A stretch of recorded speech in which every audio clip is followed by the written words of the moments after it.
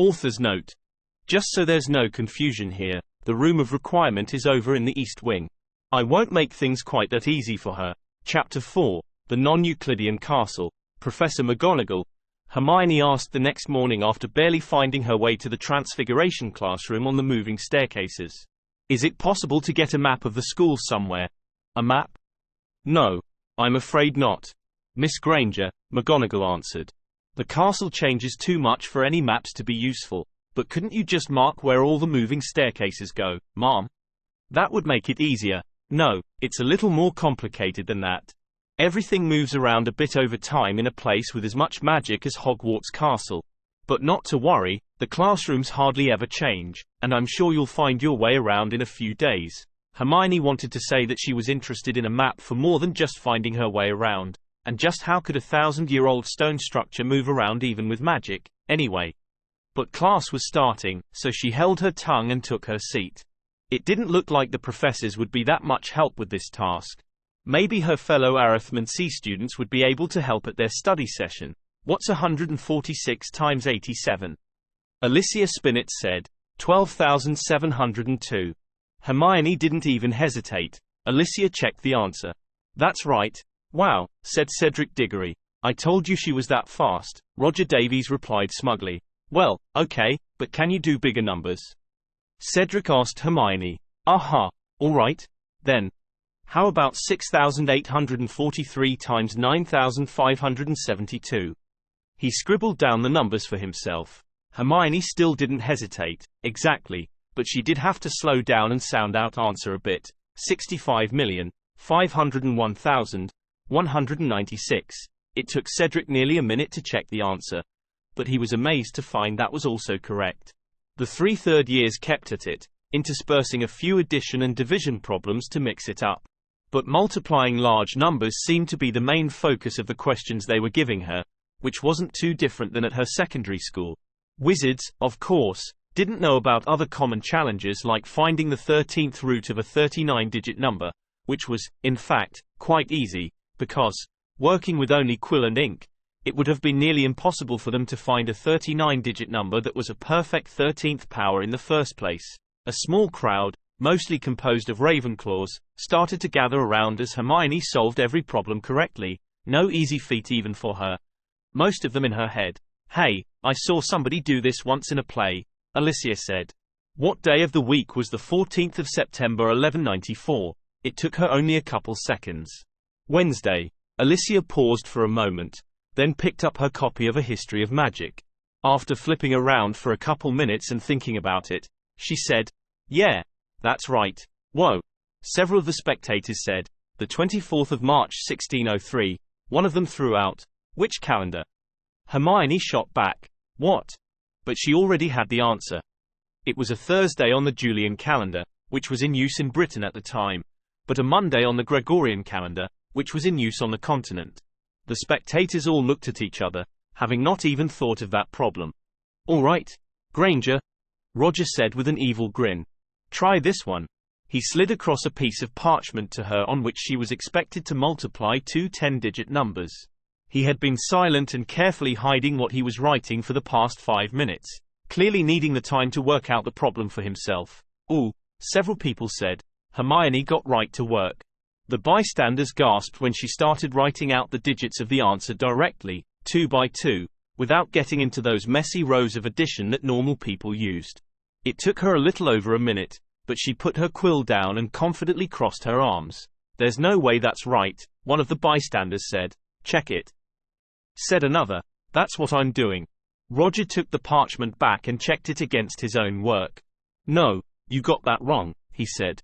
There were some murmurs from around the table. That was possible, but unlikely, Hermione thought. She slid the parchment back over to her side and looked over Roger's work. It took her only a few seconds to spot the problem. No, you made mistakes here and here, she pointed out. Roger quickly snatched the parchment back and looked where she had pointed. Damn it. You're right. A few people cheered and others mocked Roger for being shown up by a first year, until Madame Pince shushed them all and forced the gathering to disperse. Hermione, that was incredible, Alicia whispered. How did you do all that? Just a lot of practice, she answered with a shy smile. Coming down from her revelry, No, there has to be more to it than that, Cedric said. I've never even heard of anyone that good. Not really. It's not. She smirked a little. It's not magic or anything like that. I mean, there's some tricks I could teach you, but, honestly, it's probably not worth the trouble for you to learn it. It's mostly for fun, and it doesn't help you all that much on more advanced maths. Yeah, but still, how did you get that good? Alicia pressed. Well, a lot of it's just common sense things. Like I memorized the multiplication table up to 100 times 100. And that wasn't even from trying so much. I just practiced enough that I remembered it. You have to memorize a lot of things. Logarithm tables, prime numbers, and there's a bunch of seemingly random multiplications. Like, do you know what 37 times 27 is? No.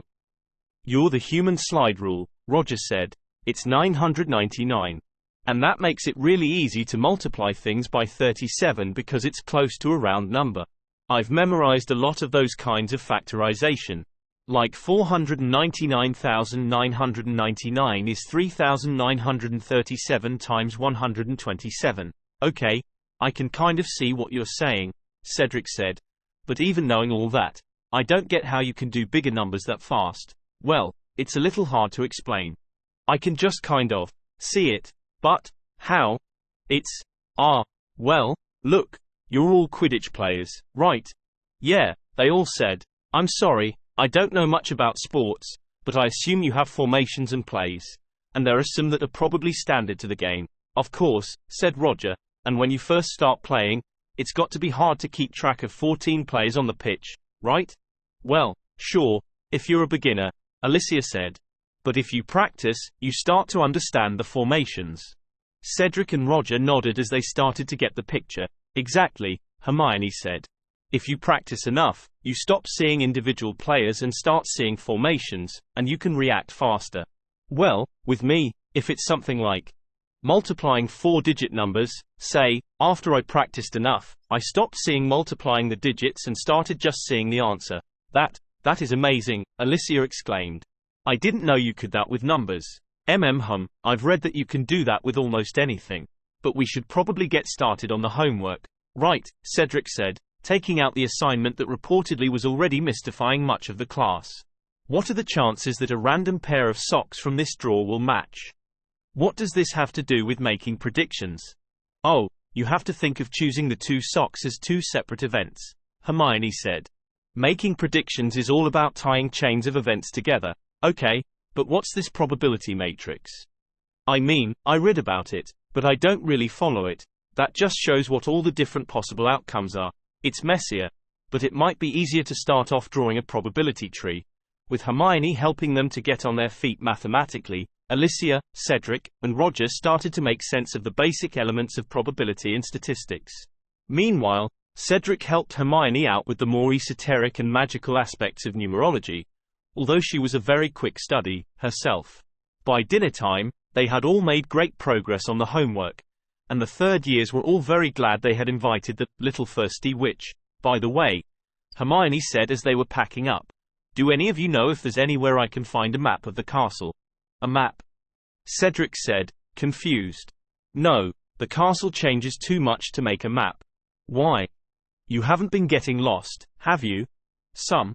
I took a wrong turn on the way to Transfiguration this morning and almost got detention from Mr. Filch because I wound up near the Forbidden Corridor. Ooh, that's not good, Alicia said. Glad you slipped out of it. But don't worry. You'll get used to this place in a few days. Yes, that's what Professor McGonagall said. But it would be nice if I had a map and some pictures so I could show my parents what the castle's like. They'll never get to see it themselves. The others paused and digested that. They clearly weren't used to thinking the way Muggle-borns did. Well, that would be nice, Cedric said, but I'm afraid you won't find much. You can probably ask Madame Pince to copy some pictures of the castle, though. Oh, I guess I can do that, then. But silently, Hermione vowed that she would correct the oversight of the school of failing to produce a map. Seriously, what kind of excuse was, the castle changes too much? Hermione succeeded getting in a nap in before trudging up to the top of the astronomy tower at midnight, more than 200 feet above the middle courtyard and more than 400 above the Black Lake. The top of the tower was open to the full dome of the heavens, and a clear, moonless sky sparkled with thousands of stars. Hermione was moved to tears by the sight, and she was happy to see she wasn't the only one. She had never got far enough from the cities and towns to see a sky this dark, nor had many of the other students who lived near London. Professor Sinistra graciously gave them a few minutes to admire the view. Then they viewed the rings of Saturn through their telescopes as it set. Hermione had always thought Saturn looked a little too perfect through a telescope and was very amused when Ron Weasley insisted his brothers had pranked him and painted it on his lens. Then, the professor gave them a basic lecture on how to navigate on the sky, the North Star, the ecliptic, the Milky Way, and how positions were measured on the sky. She was surprisingly knowledgeable about advances in Muggle astronomy and even space travel, and she expressed great hopes for the Americans' Hubble Space Telescope, even though it would apparently be 2 more years before they got the thing working properly. Imagine a telescope the size of a train car, flying around and around the Earth like the moon, she had said. Many of the pure-bloods refused to believe it. Even when Hermione and Sally Ann insisted it was true, they climbed back down just after the old crescent moon peeked over the hills in the east. Hermione managed to wake up in time for breakfast on Thursday and got through the day without incident, aside from getting a bit lost again. Then, she spent that evening reading up for potions. According to Alicia, she would need to be especially prepared. She had no idea. Hermione could tell within the first 5 minutes of potions class that Professor Snape would probably be a most unpleasant teacher.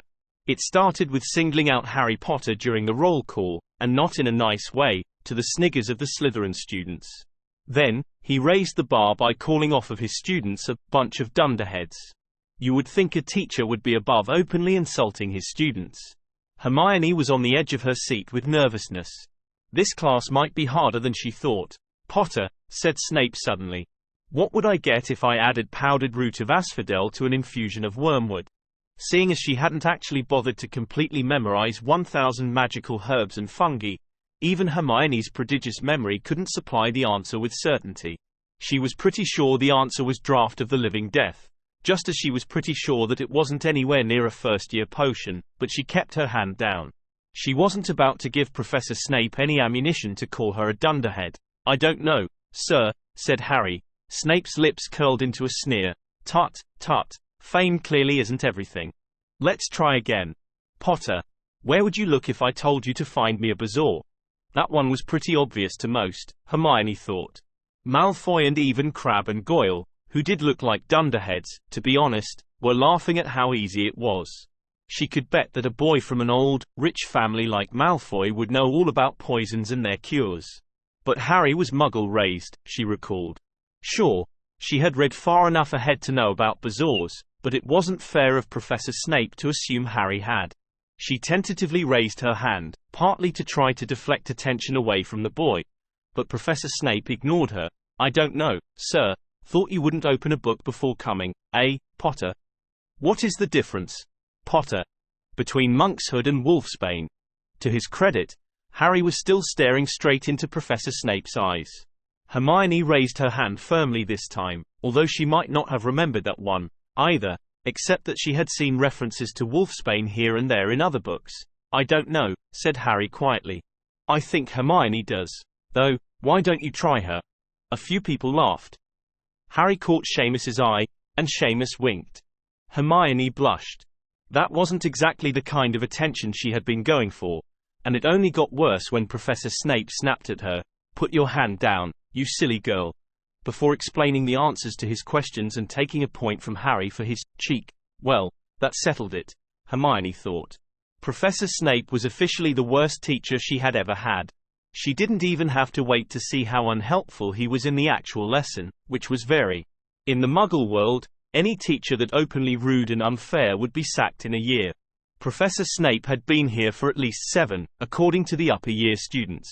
She would have to remember to look up if there was a formal complaint process available. As it happened, Snape, Hermione mentally stopped adding the professor part about halfway through, wasn't much of a lecturer.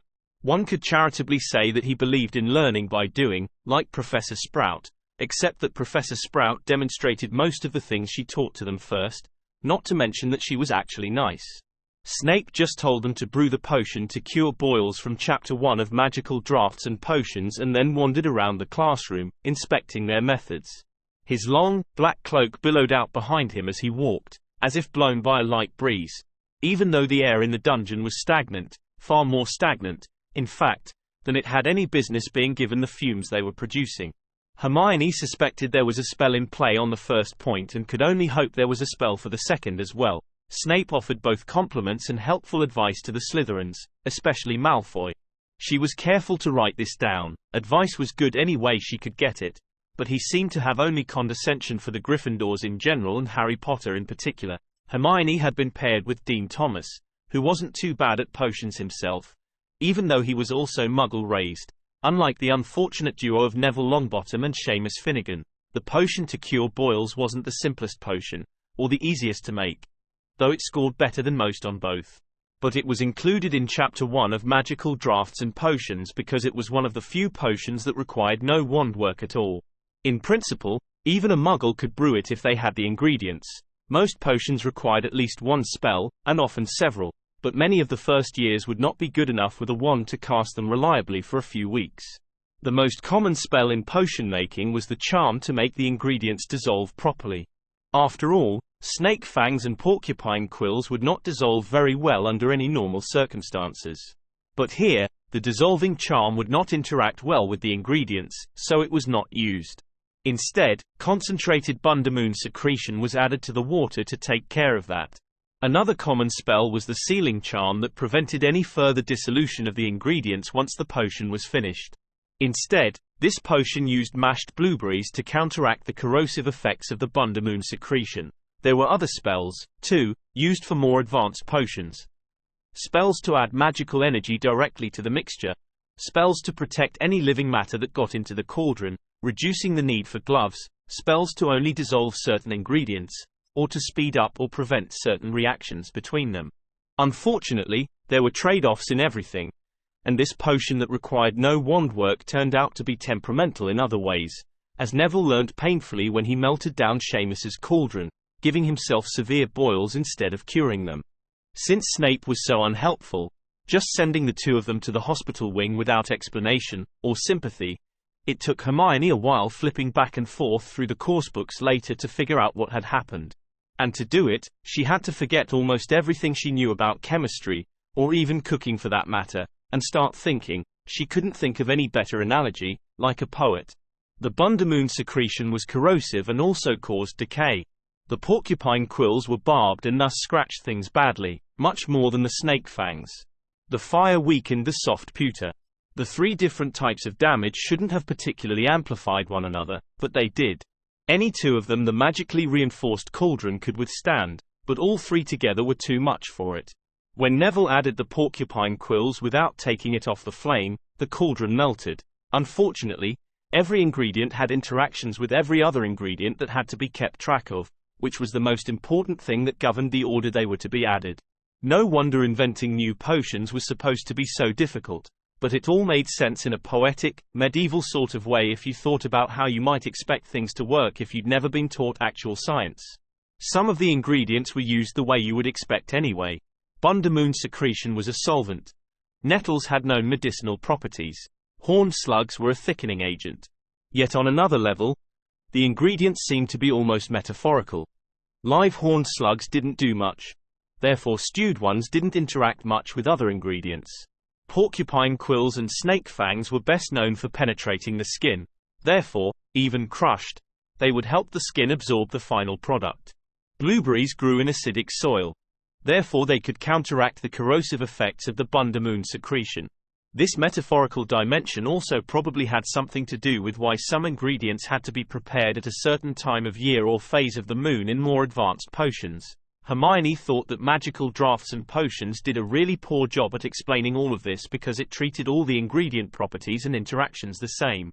That would be fine for a catalogue or reference book, but to teach the conceptual principles on potion demanded more discussion on the multiple ways in which one needed to think about the same ingredients. One other good thing about the potion to cure boils, setting it apart even from the other recipes in Chapter 1, was that it was easy to see how well it turned out from the final color. Brewed properly, it was supposed to be a soft, soothing light blue. This allowed Snape to grade the potions on the spot when they turned in samples at the end of class, a nice touch for the first class, Hermione thought. Although she suspected Snape really did it so he could get in a few more digs at them. Sure enough, Draco Malfoy and Gregory Goyle, whom Malfoy didn't allow to do any difficult work, got an outstanding grade. Harry and Ron were graded poor. Hermione and Dean received, grudgingly, she thought, and exceeds expectations. While poor Neville and Seamus got a 0 for the day, Hermione woke on Saturday morning to the excited chatter of her roommates who were happy to have a free day. Free was a relative term, of course, since they still had homework, but Lavender and Parvati seemed to be in the mood to put that off until tomorrow. Hermione, on the other hand, had got as much as she could done in the free period yesterday afternoon and last evening. She was looking to take a break from schoolwork herself today, but for a different reason. What about you, Hermione? What are you doing today? Parvati asked her. Me? Oh, I just thought I'd explore the castle for a while, she said innocently. Oh, well, be careful with that. You don't want to get lost, Lavender said. I heard the unused parts of the castle can shift around and trap you so you can't find your way out. What? Where did you hear that? Hermione said. The Weasley twins told me. I mean, sure they might have made it up, but I'm not about to risk it. Parvati rolled her eyes at Lavender. Anyway, we were going to check out the grounds this afternoon. You should come along. Well, maybe, Hermione said noncommittally. I'll see how the morning goes. Later, when she came back up from breakfast, Hermione dug out her small drafting kit and a book of graph paper. She didn't use them all that much, but they were great for geometry and would be even better for map making. She would show everyone who said she couldn't make a map of the castle. She would just need to measure everything out. Sally Ann, I was going to try to map out the castle. Do you want to, come along? She asked, before getting started. No, sorry, I've got a lot of homework, her fellow Muggleborn said. I don't know how you get through it so fast. It's hard not having the magical background. Oh, okay, she said, a little disappointed. But she wrote it off and got to work. Starting with her own dormitory, she stepped off the bedroom, the lavatory, and the spiral staircase outside the door. She was pretty sure the boys' dorm was a mirror image and that the other floors were the same, so a small, quick sketch was sufficient to describe the 8th through 14th floors of Gryffindor Tower. She followed this up by heading down and stepping off the common room, prompting a few funny looks. But she quickly got that done, too, and climbed through the portrait hole into the corridor, her graph paper in hand. The first order of business was to step off the west wing. She looked down the long corridor that led to Ravenclaw Tower, picked one of the seams between the stones on the floor and walked along it, stepping it off heel to toe from one end to the other. It took her about 5 minutes to cover the whole length, but she got the measurement she wanted. Hermione's size 2.5 trainers were 9 3/4 inches long, so the 172 steps she marked in the corridor equaled 140 feet. Okay, 139 feet and 9 inches. The second corridor, from Ravenclaw Tower to the grand staircase, was 138 steps, or about 112 feet. So far so good. Just to check her results, she paced off the other 2 corridors, up to the North Tower and back to Gryffindor Tower. But as she grew nearer to the North Tower, she grew more and more uneasy. Something didn't look right, and as she crossed the last few feet, it was obvious. This corridor was only 159 steps long. She tried the 4th corridor. 147. Clearly, the west wing wasn't a perfect rectangle. It sure did look like it, though. She looked down at the stone floors of the corridors. The seams between the stones were perfectly straight. She took her protractor to a few of them. All the corners were right angles, or at least close enough that the lengths wouldn't be off by that much. It looked like a rectangle, but the lengths of the opposite sides were about 10 feet different. She tried measuring the entire floor again, this time pressing as close as she could to against the outer wall, all the way around the 7th floor of the west wing. She was extra careful now to place her feet exactly in front of each other in a straight line. She got all the same numbers to within 3 steps. She tried a third time, this time along the inner walls of the corridors. With the extra care she took on the last 2 measurements, she got the same numbers again to within 1 step. It took only a few seconds of mental math to figure out that that was physically impossible. If the castle weren't a perfect rectangle, There should have been a larger difference than that between one side of the corridors and the other, no matter what the angles were. The only explanation, and because she had dabbled in the works of Lovecraft, she shuddered a little as she thought it, was that Hogwarts Castle was not built on Euclidean geometry. Hermione Granger wasn't about to give up, though. That would certainly make mapping the castle a pain, but the differences were only about 10%. She could just take an average length to draw it as a rectangle and then write in the actual measurements.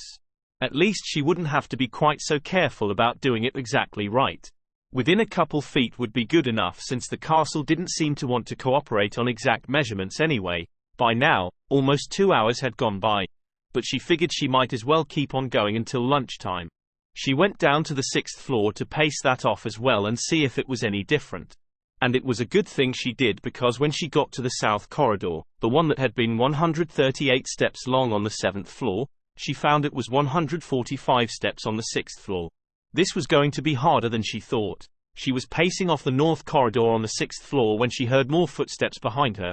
"Well, what have we here, Fred?" "A little thirsty wandering off by herself, George. I do hope she's not lost." "Good morning, Miss Granger," Fred said, as both Weasley twins stepped in front of her and started walking backwards to face her. Hermione looked up from her feet to glance at each of them. "Hello, Fred, George," she said, trying to hide her discomfort around the notorious pranksters. "And what are you up to on this fine morning?" George asked. "Well, what could it hurt? I was trying to make a map of the castle. I'm trying to measure the corridors." She considered asking what they were up to, but quickly decided she didn't want to know. "A map of the castle, Fred." The twins shared a knowing look and started laughing. "What? What's so funny?" "Oh, nothing," said Fred. "It's just we've never heard of anyone making a map while we've been here, and measuring the corridors with your feet," George added. "I'd say that takes quite some dedication, wouldn't you, Fred?" "That I would." "George, are you even counting your steps, Miss Granger?" "Of course," she said. 121, 122, 123. Through this entire conversation?" George asked. "Yes, without losing count," Fred added. She smirked in spite of herself. This proved to be a bad idea, since they took it as a challenge. "Oh, so you wouldn't mind if we called out random numbers like 162, 105, 139, 77, but she didn't even slow her pace. Hermione Granger did not lose count. 135, 136, 137. "I think we've been had, Gred." "Well, Forge, we did hear Alicia talking about this one. We'll have to keep on our toes around her. She's certainly a clever one." 147, she said, reaching the end of the corridor. That one was the same, she mused as she marked the measurement on her map. "The same as what?" the twins asked. She'd lost track of which now. "The 7th floor. They stared at her in confusion. "The south and west corridors are different lengths on the 7th floor, she explained. "What?" the twins said at once. "And all 4 sides are different from each other. Even though the quad is a rectangle. Is that even possible?" One of them snatched her map out of her hand and started looking over her measurements. "This can't be right. We would have noticed it on." He stopped as the other twin coughed. "Now I really think we're being set up, George." "Indeed, Fred," George said with an evil grin. "If you're looking for a prank war, Miss Granger, we'd be happy to oblige." It's not a prank," Hermione said nervously, taking a step back. "Why, you can step it off for yourselves." Fred and George looked at each other, no longer mischievously, but with genuine curiosity. "I think this calls for investigation, brother," said Fred. "I quite agree. If Miss Granger can discover something about the castle in a week that we haven't in 2 years, she could be a valuable ally." "Well, I'm not looking to prank anyone, if that's what you mean." Fred and George looked unconvinced. "May I have my map back, please? I want to try to pace off a couple more floors before lunch." "Of course." Fred handed back her graph book. "And good luck with your mapping." "Thanks." Hermione backed away, not wanting to take her eyes off the pair until she reached the staircase to go down to the 5th floor. She kept working. The small windows that lined the quad had no sills to speak of. She was able to poke her head out one of them and run her eye down the sheer wall. It was perfectly straight. She tied an eraser from her drafting kit to a string to make a plumb bob to check the walls. She tried it on both the 5th floor and back up on the 7th floor. All the walls were vertical. From those two facts, every floor of the West Wing should have been exactly the same shape and size. And yet, not only were the measurements different on each floor, but the perimeter of each floor she paced off was about 10 feet larger than the floor above. It was while she was stepping off the fourth floor, trying to get around it quickly to avoid going too far into the lunch hour, that another unwanted attendant spotted her. Hermione tried to ignore the scraggly-looking tabby as it meowed menacingly at her. She momentarily thought she had dodged a bullet when Mrs. Norris ran away, but, somehow, just a few seconds later, Argus Filch came around the corner. Hermione's only direct run-in with the caretaker, at the third-floor corridor on Wednesday, had not been pleasant. And most of what she'd heard from the other students was worse. "You, there, what are you doing?" Filch wheezed. The direct approach was probably best here. "I'm measuring the corridors, sir, I can see that." "What are you up to? Aiming fireworks? Spreading slipping solution? Planting those infernal ricochet balls?" "No, sir, I'm just trying to map the castle." And she held up her graph paper to show him. "Mapping the castle? Mapping the castle?" Filch said suspiciously. "Oh no, you don't. I found the Weasley twins doing the same thing up on the 6th floor. You're definitely up to something." "What is it? Searching for more secret passages?" "I won't allow it. Please, Mr. Filch. I'm not breaking any rules. I'm just trying to learn to find my way around. I only told Fred and George that the measurements are different on every floor. I didn't ask what they were doing. Measurements are different." Filch's mind apparently needed a moment to switch gears on that one. "Well, of course they are," he complained. "What did you expect with as much magic as there is around this place?" "Please, sir, I've only known about magic for a few weeks." "Well, best learn to stay away from those two," Filch said. "Nothing but trouble from the start. Deserve a few days strung up by their ankles if you ask me." "Well, then, go on. Finish what you're doing and get on to lunch," he said, apparently conceding that he had nothing on her. Yes, sir." Filch walked away, muttering to himself, "Students wandering about like they own the place. Ought to stay in their common rooms where they belong." Hermione finished pacing off the 4th floor as quickly as she could and dashed down the stairs to the Great Hall, barely remembering to jump the vanishing step. That was a health and safety hazard, all right. She didn't understand why they couldn't patch it up. In any case, Filch may have had nothing on her, but he certainly wasn't nice to talk to. She felt much better when she was out of his sight. Chapter 5. Flying Lessons. Hermione wandered around the grounds with her roommates for a little while that afternoon, but she was distracted the entire time. She had a hard time focusing on her work that evening, too. She looked around at the castle walls and started questioning everything, started trying to measure everything in her head. The thing that everyone kept telling her kept echoing in her mind. The castle changes too much to make a map. She waited till the next morning to test it. She guessed it would need at least that long. But she awoke early on Sunday, unable to wait any longer, and started repeating the work she had done the day before. She started by pacing off her dorm room again and was relieved to find it was the same to within her margin of error. But that was the last reassuring bit of information she would get. She had only first bothered to count the steps up from the common room to her dorm until last night. There didn't seem to be any need before. But now, she counted them again going back down, and found that if she'd counted correctly, and when didn't she? The spiral staircase was 2 steps taller. With a sinking feeling in her stomach, Hermione left through the portrait hole and began pacing off the east corridor, the one from Gryffindor Tower to Ravenclaw Tower. It was supposed to be 172 steps long. She had measured it 3 times yesterday. It was 172 steps long. Today, it was 166. Oh, you have got to be kidding me. Well, that did it. She is well and truly through the looking glass. Hogwarts Castle not only changed shape and size from floor to floor, but also from day to day. No map of the castle would ever be more accurate than about 10%, because it wouldn't stay put like any sensible building. And she had a sneaking suspicion that her dorm room would eventually change, too, when she wasn't looking.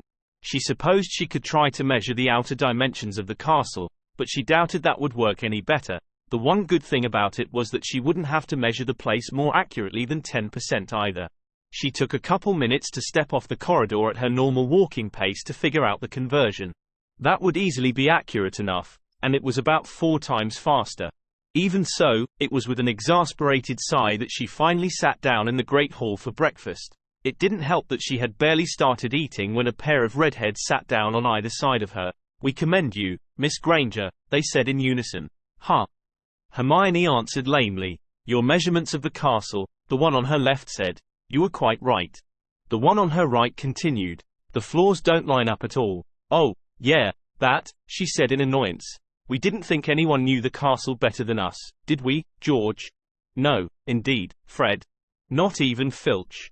"However did you do it, Miss Granger?" "I just asked a question that nobody else bothered with," Hermione said, hoping she could get rid of the two troublemakers quickly.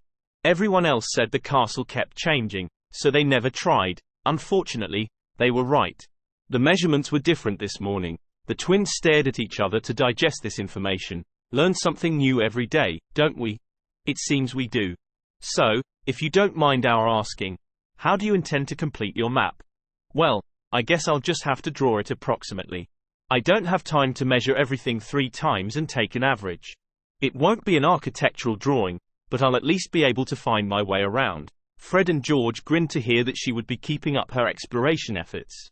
"Well, best of luck to you then," Fred said. "Please let us know if you make any more discoveries," George added. "And if you should find yourself in need of a favor, such as if a certain Slytherin git needs a good pranking, we would be delighted to assist you. Of course, we might do that anyway." "Thanks, I'll keep that in mind," she said nervously. "Pleasure doing business with you," they replied together. Unfortunately for her, they stayed right where they were and got back to eating, but thankfully their brother, Ron, showed up and got them into a conversation about Quidditch. Hermione just tuned them out. She had some transfiguration to finish and a letter home to worry about. She also wanted to finish some sketches she had started. She wasn't much of an artist, but geometrically defined architectural features she could handle. She decided she'd had enough of the exploring bit for one weekend. Well, she did step off that east corridor on the 7th floor one more time that afternoon. Sure enough, it was about 1.5 feet different. That meant that the corridors apparently changed smoothly over the course of the day rather than just overnight or at midnight or something. That was some good news. At least she wouldn't have to worry about the floors suddenly shifting under her feet. In some ways, it seemed like the castle was breathing. It would just be nice if it could breathe in Euclidean spacetime. "Dear Hermione, thank you so much for the sketches of your dorm room and common room. It looks like you have a very nice place to live. Be sure to send us some of the rest of the castle when you get the time. That sounds pretty strange about the castle having non-Euclidean geometry. Your father didn't think even magic could do that. He says to try not to fall into any obtuse angles. We're very glad you've found a good study group and got to know some of your classmates. We were worried your letters would wind up being all about classes. If you've found some people who are really willing to share the work like that, be sure to stick with them. Friends like that are hard to find. That Harry Potter boy sounds nice, too, and he was raised in our world, so you have something in common. About Professor Snape, it sounds like he's a pretty lousy teacher from what you wrote us. He shouldn't be allowed to behave like that. In our world, he would be sacked if he was like that all the time, even if he had tenure. Unfortunately, we don't think there's much we can do to help. The magical world seems to be pretty self-contained. The best chance you have is to talk to Professor McGonagall, and if she won't do anything, Professor Dumbledore. In the meantime, just keep trying your best. It sounds like you're learning the subject better than the book taught it, at least, and doing well enough that he has to give you a good grade, so you should be okay for now. Keep up the good work, and stay out of trouble. Love, Mum and Dad." She settled into her routine better in the second week. The classes were challenging in ways she had never imagined either school or magic could be, but she was doing well in them. She could find her way to all her classes now, too, though that in no way reduced her desire to map out the rest of the castle. But she groaned when she saw the notice posted in the Gryffindor common room that night. Flying lessons start on Thursday, with the Slytherins. Hermione was not athletic or even all that coordinated. She could calculate angles in her head faster than anyone, but that never seemed to translate into prowess with a tennis racket or a billiards cue. And doing anything athletic in the air would only make things worse. She was okay on a bicycle, but roller coasters always made her a bit queasy, and those even had seat belts. She made a beeline for the library before curfew and found a book called Quidditch Through the Ages. She skimmed over the bulk of the material on Quidditch itself, Not the best designed game, she thought, and focused on a rather well-written section containing basic flying tips. With a few exceptions, most kids who were raised in the magical world had been on a broom at least a couple times, so Hermione had some catching up to do. On Thursday morning, she shared the tips she had learnt with Sally Ann and Neville Longbottom, both of whom had also never been on a broom.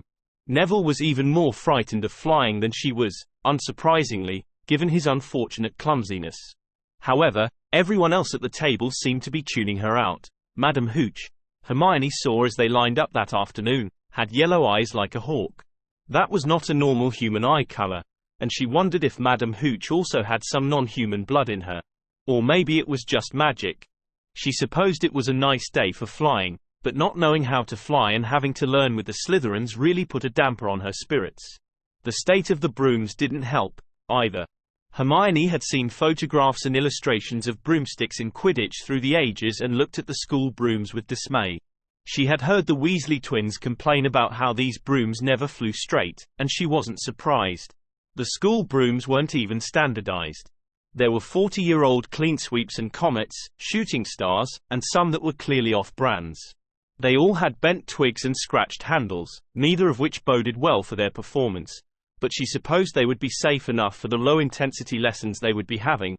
Almost like training wheels, she thought. Stick out your right hand over your broom, called Madam Hooch at the front, and say, up, up.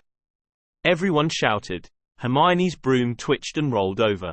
On her left, Neville's hadn't moved at all, but on her right, Harry Potter's broom leapt directly into his hand, as had a couple of others, including Draco Malfoy's.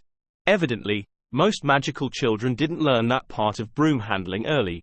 Hermione was sure she could do better than that. This was like casting a spell, wasn't it? Except the broom had a rather more limited repertoire than a wand. She focused on the feeling of flowing energy that she always felt with her wand and tried to reach out to the broom with it. Up! She shouted again. The broom leapt off the ground, though she had to scramble to catch it. Most of the students got their brooms to rise after a few tries, but Neville had to pick his up by hand. Now, said Madam Hooch, hold your broom up on your right, like so, and put your right leg over it, near the back, right in front of the bristles. You'll be able to feel the cushioning charm. Don't sit any farther forward, or you'll slide off the end. That made sense, Hermione thought. It was just like mounting a bicycle. The cushioning charm even felt like a bicycle seat. And she could tell at once that its position just in front of the bristles was at the broom's center of gravity, the only place one would be able to stay balanced on it. Good, good, Madam Hooch continued. Grip the middle of the handle, right hand in front, thumbs pointed down. No, Mr. Malfoy. Thumbs pointed down. Madam Hooch, I've been riding a broom for years. Then you've been riding it wrong for years. Thumbs pointed down, she repeated. Some of the others snickered at the arrogant boy. Hermione twisted her wrists to point her thumbs toward the ground. Her first instinct had been to hold the broom with her thumbs on top of the handle, like Malfoy did. But she immediately realized that the correct grip gave her better control of where the broom was pointed and would help her to lean with it. It was little uncomfortable having to lean forward to hold it properly, but broomsticks at least didn't seem like a completely unreasonable way to fly anymore. Now, when I blow my whistle, you kick off from the ground, hard, said Madam Hooch. Keep your broom steady, rise a few feet, and then come straight back down by leaning forward slightly. On my whistle, 3, 2. And that's where the sensible part of the lesson ended. Neville was far too jumpy and kicked off the ground before the whistle, shooting up in the air and then falling off his broom and falling to the ground with a horrific thud. Hermione sighed with relief when Madam Hooch said he only had a broken wrist. She was sure it would have been worse after seeing that fall. She had heard before of people falling from high buildings and bridges and walking away when they shouldn't have, when they should have died, even, but they were the rare exception. Oddly, many of those people tended to be drunk. Perhaps it was that they couldn't brace themselves properly in that state and just let their limbs absorb the impact. She also knew that witches and wizards were built a bit tougher than muggles, but even so, Neville was extremely lucky to walk away from that landing. And then that awful git Malfoy and his goons had to go and make fun of him and take his gift from his grandmother. Honestly, what kind of people thought falling 3 stories and breaking a wrist was funny for anyone? But that was just the start. Harry decided he didn't like Malfoy's behavior either. which quickly escalated into an airborne dogfight between the two boys. Not 5 minutes after Madam Hooch specifically told them all to stay on the ground, which ended with Harry very nearly crashing and possibly dying in order to catch Neville's Remembrall, after which Professor McGonagall stormed out and dragged Harry into the castle. Hermione stood frozen in terror when it was over, her hands trembling, unable to speak. Raised by Muggles or not, that was still the famous boy who lived, who had just very nearly died and was now sure to be expelled from Hogwarts, and rather deserved it, for that matter. Just what kind of place was the magical world after all? Malfoy, Crabbe, and Goyle looked triumphant, smugly lauding their victory over the Gryffindors. A couple of the Slytherins looked uneasy about this development, but most of them went along with the trio. The Gryffindors got the last laugh, though, when Madam Hooch came back out, glaring at Malfoy. She benched him for the rest of the lesson, gave him a detention, and took 10 points from Slytherin.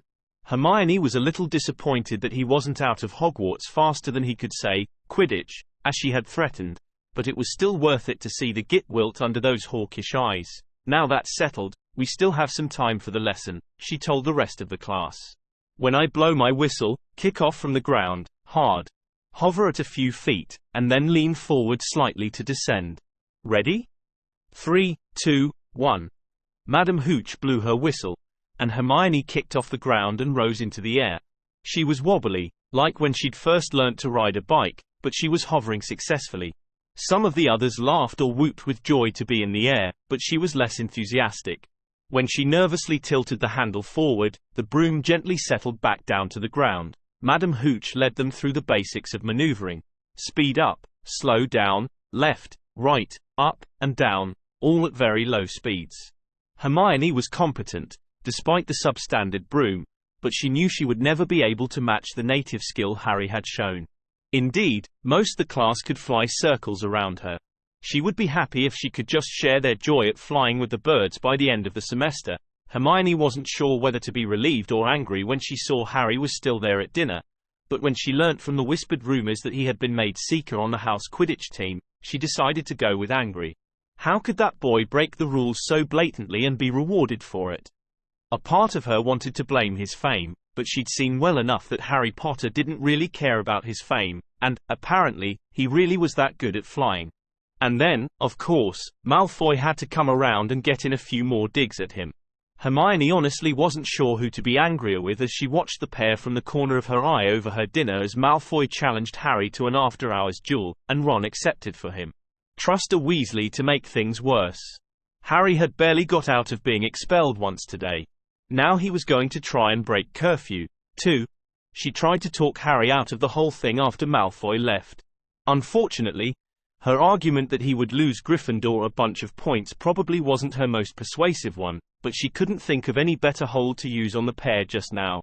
A duel would be dangerous, of course, and she suspected Malfoy knew more curses than Ron and Harry put together. Could probably cast more curses than Hermione herself, if the rumors were true, but after seeing Harry risk his life on that broom, she didn't think that would convince him any better. And it seemed he just couldn't resist showing up Malfoy. Well, there was more than one way to handle this, though. She loaded up on her homework that evening and stayed up late in the common room, resolving to work until midnight so she could stop those two before they caused any trouble. She strongly considered telling Percy, who seemed to be the lone responsible brother in the Weasley family, but going the tattletale route wouldn't win her any favors, and she felt like she would be on thin ice with Fred and George if she stepped too far out of whatever passed for their line. Well, that hadn't been her best idea. Trying to stop Harry and Ron leaving had only served to get herself locked out of the tower with them. The fat lady must have gone visiting, which she would have admitted was completely within her rights since no one was supposed to be out in the corridors at this hour. But at the moment, she was preoccupied with more pressing matters, like the fact that she was locked out of Gryffindor Tower, after curfew, with a couple of self-centered idiots, and Neville, who had forgotten the password, with Filch chasing them. With no other recourse, she had followed the boys to the trophy room. After all, they were the closest thing she had to an alibi. The only reason she was out after curfew was because she was trying to stop them.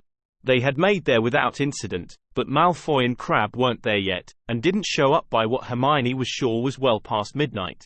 Of course she realized, it was an obvious trap to get Harry in trouble, which she should have seen from the start, And that was when Filch had shown up. From there, one thing led to another, running down one corridor and then another, and then a hidden passage that let out onto an open-air bridge that she hadn't had cause to use before. Then into the corridors of the West Wing, into Peeves, the poltergeist, and then down yet another corridor, straight into a locked door. Ron was sure this was the end. Gee, where was that attitude earlier? But Hermione wasn't panicking quite yet, though. She was pretty sure from the whispers of the older students that most of the locked doors in the castle would open with a simple unlocking charm like the one the rest of the class would catch up with in the spring. At this point she'd take breaking another rule or two to keep out of Filch's clutches. God, what was happening to her? But, no, she'd forgotten her wand in the tower. How could she get in now? Wait a minute. Harry was coming here for a duel, wasn't he? Using someone else's wand was tricky, but if she could put enough power through it. Oh, move over, Hermione snarled. She grabbed Harry's wand, tapped the lock, and whispered, Alohomora. The lock clicked and the door swung open. They piled through it, shut it quickly, and pressed their ears against it, listening, but Hermione didn't hear what was being said. She didn't hear anything just now, since she saw movement in the corner of her eye, and when she turned to look, she promptly froze stiff. She'd got turned around with all that running. Oh, why hadn't she spent more time on her map? But when she looked now, she instantly knew where they were, and why no one had been using the stone bridge on the 3rd floor. They were in the forbidden 3rd floor corridor. The one that contained a very painful death. And Hermione knew now that Dumbledore hadn't been exaggerating. There was a dog in the corridor. It was 10 feet tall. It had 3 heads. It had 3 heads. The sight of those 3 heads would haunt her dreams forever if she lived through this. 3 pairs of rolling, mad eyes, 3 noses, twitching and quivering in the direction, 3 drooling mouths, saliva hanging in slippery ropes from yellowish fangs. The dog came to its senses upon seeing them in its corridor and started growling at them. They were all going to die, she thought. They were at the gates of the underworld. It was right through that trapdoor under the feet of Cerberus, the dreaded hellhound of Hades, and they were all going to die. And then, thank Zeus or Jehovah or Merlin or whoever, she didn't much care right now, she fell backwards. Harry had opened the door. They ran again, not even looking to see if Filch was chasing them. They ran and didn't stop, even while climbing up 4 flights of stairs, until they reached the portrait of the fat lady and dove into the Gryffindor common room, where they lay on the couches and the floor a while until they could speak again. What do they think they're doing? Keeping a thing like that locked up in a school? Said Ron finally. If any dog needs exercise, that one does. Could he really be that thick? Hermione wondered. She'd sunk into a mythology-fueled hysteria, and she'd still spotted it right away. You don't use your eyes, any of you, do you? She snapped. Didn't you see what it was standing on? The floor? Harry suggested. I wasn't looking at its feet. I was too busy with its heads. No, not the floor. It was standing on a trapdoor. It's obviously guarding something. She stood up, glaring at them. I hope you're pleased with yourselves. We could all have been killed, or worse, expelled. Now, if you don't mind, I'm going to bed. She trudged up the 7 flights to her bedroom, not waiting around to see if any of the boys had any bright ideas about what the dog was guarding, or worse, going back to find out. While she could agree with Ron about the madness of keeping that monstrosity in a school, that was about the only intelligent thing that any of those 3 had said all night. She was all the way into bed before it hit her. Or worse, expelled. She whispered. Good Lord. I really am losing it.